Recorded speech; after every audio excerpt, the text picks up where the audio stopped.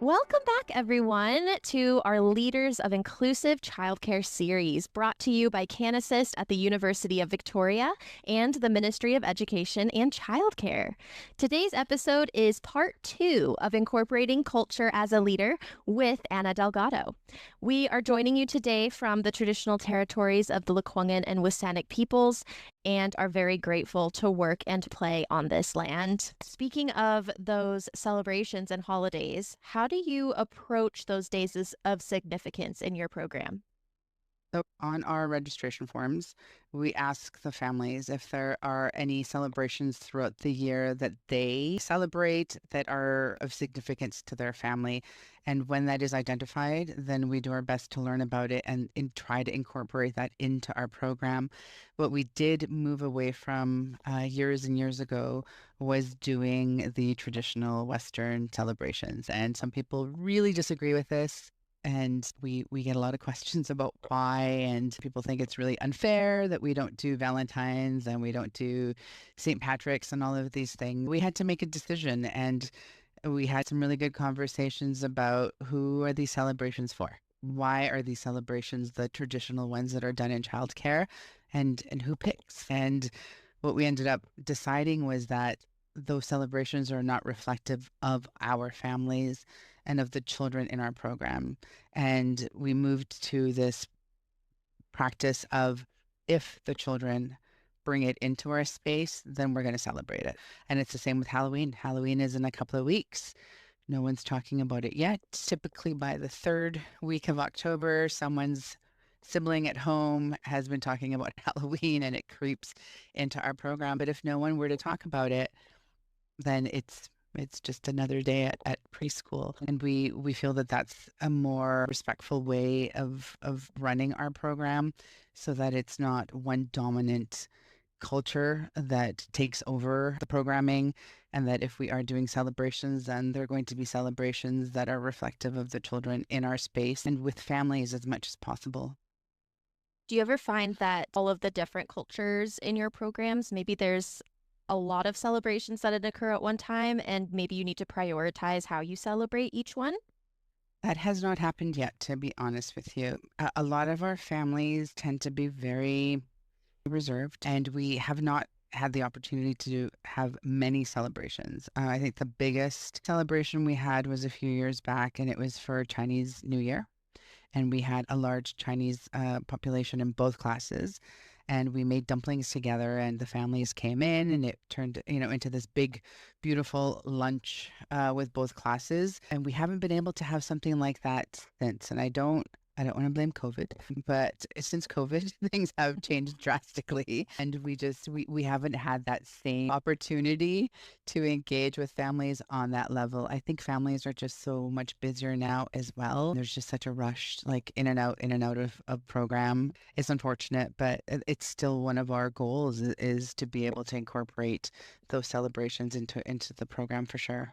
That makes complete sense. And I really like how you're mentioning that when the children bring it in, that's when you celebrate, because I think it's really up to them, and it kind of provides a bit of learning for the adults and for the child. And the child can come in, feel really excited about something, and then you can learn together about this celebration and make it what it is to your program. So that's beautiful. Okay, so kind of pivoting a little bit. Now, there may be some beliefs or values in certain cultures that we don't always agree with as leaders. I know that sometimes there can be different views on gender expression or identities. And how do you navigate that as a leader if there is a family coming to you who maybe express different values than we hold that are not so inclusive?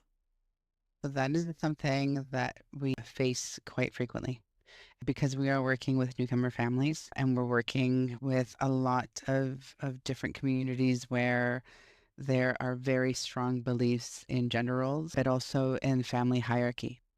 It has presented many challenges for us, in particular when we're advocating for a child who's needing some extra support services from our partners. And that's where we really struggle, because we want to be respectful of the family, to be very culturally sensitive, but we also have a responsibility to advocate for the child. And that's where my job gets a little bit more complicated, because I have to gently poke every once in a while and continue advocating for this child without damaging the relationship that I have with that family. And it's a very fine line to navigate because a few times I've had to be very, very firm and very hard on the parent because the child's needs are just so extreme. And I have a responsibility to the little people that I work with, and advocating for them is something I take very seriously. And it's hard when there's those cultural barriers that, professionally I understand, and then personally I struggle because I'm a parent as well. But I grew up here, and my family is from Chile, but I grew up in Canada, so I might have a different mindset if I grew up back home. I don't know, and so I have a lot of internal dialogue. We have heard from people across the province on this as well that they don't really know when it's appropriate to push and when we kind of hold back a little bit because we know that we're not here to change anyone's mind. But you're right, we do have that responsibility to advocate for our kids. And so if that's all that we do, then that's the main thing. And I think leaders just do put a lot of pressure on themselves to try and try and try. And when they aren't successful, that's when it becomes very difficult for the leaders.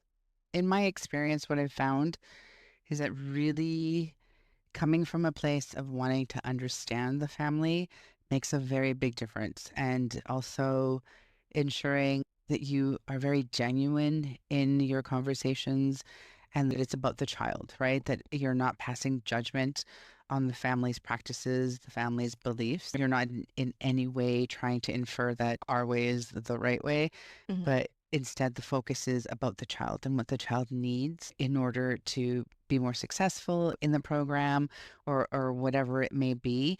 From my experience, it takes multiple conversations. And I find in particular with newcomer families, there's a lot of trust that needs to be earned. And earning that trust can be time consuming, and it can be really difficult when we want to move quick. And it's hard, right? Because we know referrals take a long time, assessments have very long wait lists. And that's, I think, where we feel a lot of pressure to move quickly. And it's hard to slow down.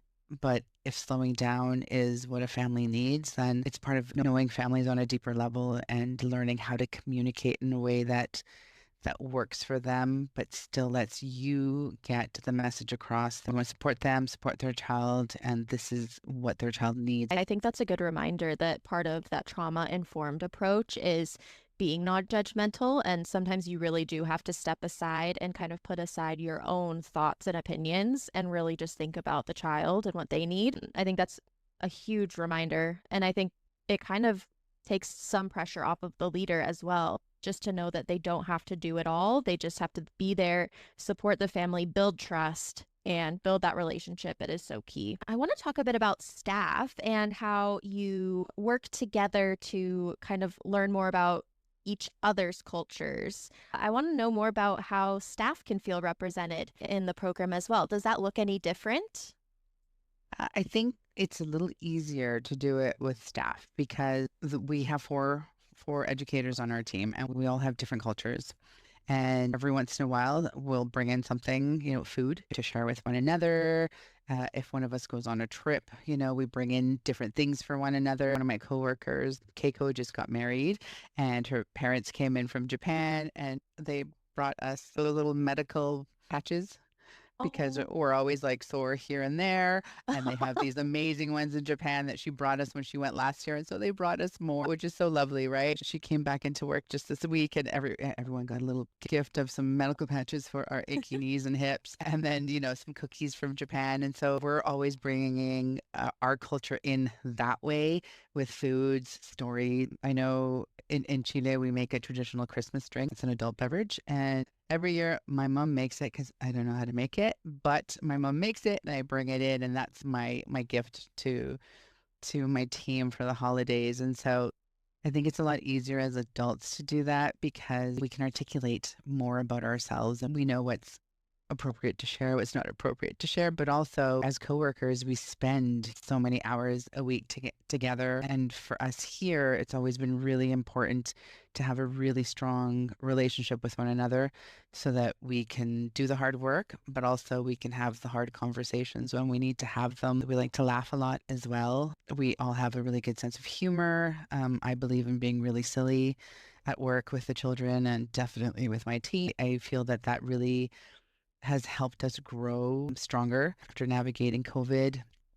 It took a while to recover mentally from the load that everyone took on during that time. We had some staff change afterwards and we had to rebuild the team and that's always scary, right? But we were fortunate that we found a fourth educator who's just fit so beautifully into the team and who brings another element that the three of us don't have. And it's cultural, right? She's Japanese and she's just very soft and very, not that we're not mindful, but I feel like she's extra mindful and she brings this other element to our team and it's just worked out so beautifully. And I feel very fortunate that I've been able to work with the educators that I've worked with over the last few years here because as I said, without them, the work that we do would not be possible.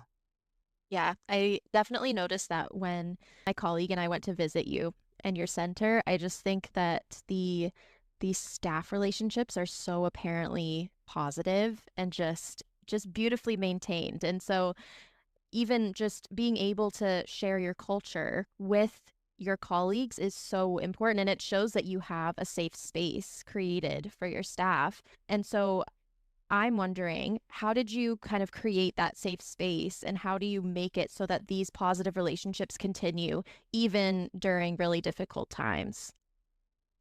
I think I might have a slightly different way of doing things than other managers. I know on paper I'm the manager, but at work, I'm a coworker.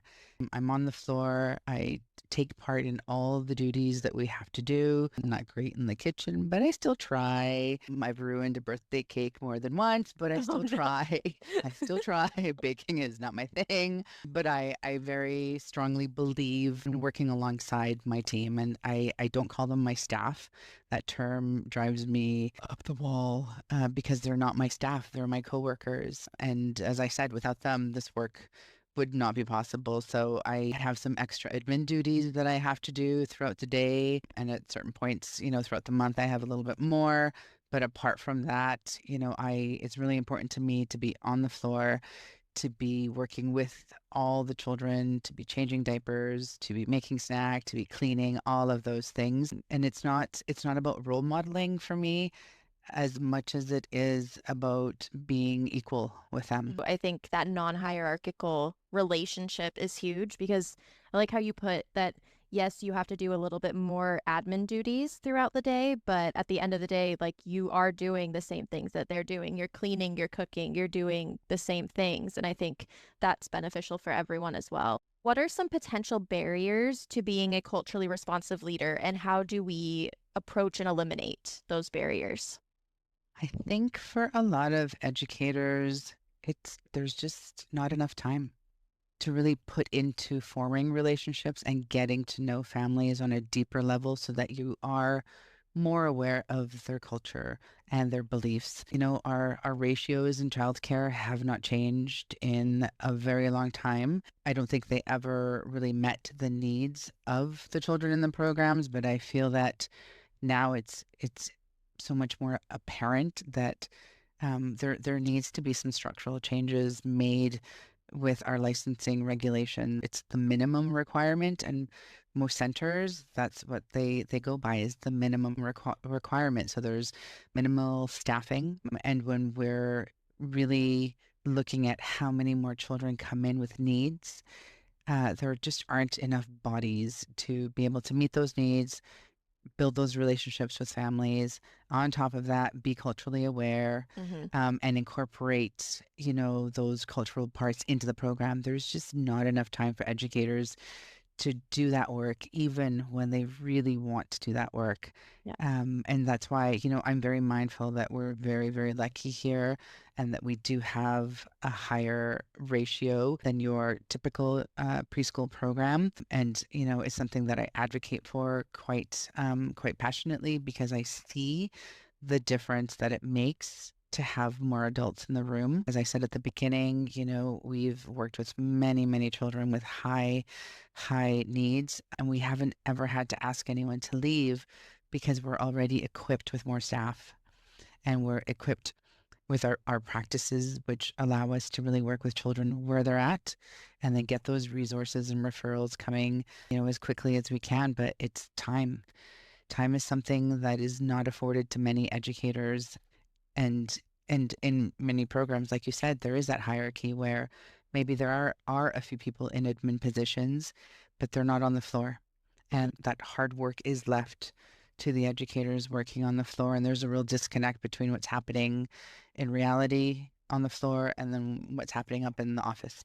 And I think that's a barrier for many programs. I know we talk about trauma-informed care, we talk about cultural humility, we talk about self-care, all these things. But at the end of the day, if you don't feel like you have adequate time, then you can do those things, but it may not be the best quality or it might not be as thoughtful. And so I think that is such a massive barrier. And I know that we have spoken with leaders and people just across BC, and they've shared the exact same thing, that time is just not something that they can spare. Is there anything that you wanted to add that we didn't necessarily get to? I think the fact that, these conversations are even taking place is something that is so important.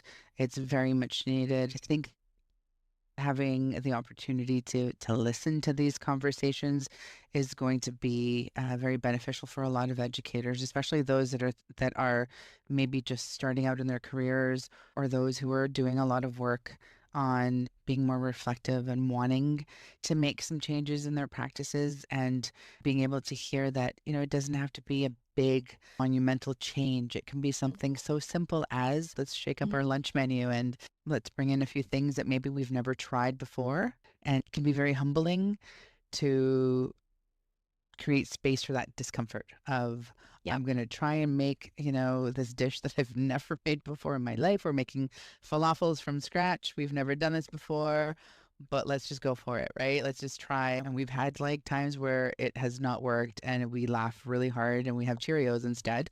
But we tell the children we tried to make this and it didn't work. And it's a big laugh and there's so much learning that happens in that for us, but also for the children, right? Hey, adults make mistakes. We tried to be adventurous. This one dish didn't work out.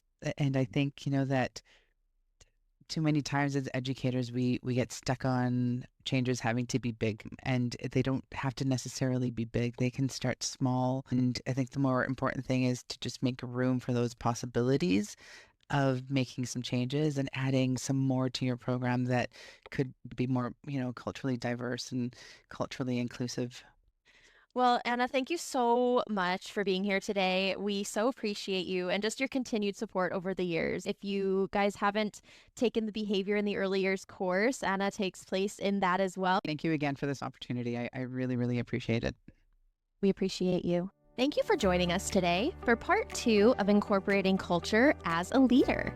Next Wednesday, we are discussing leading community connections with special guest Wendy Kenward. Until then, thank you all for your support and take care.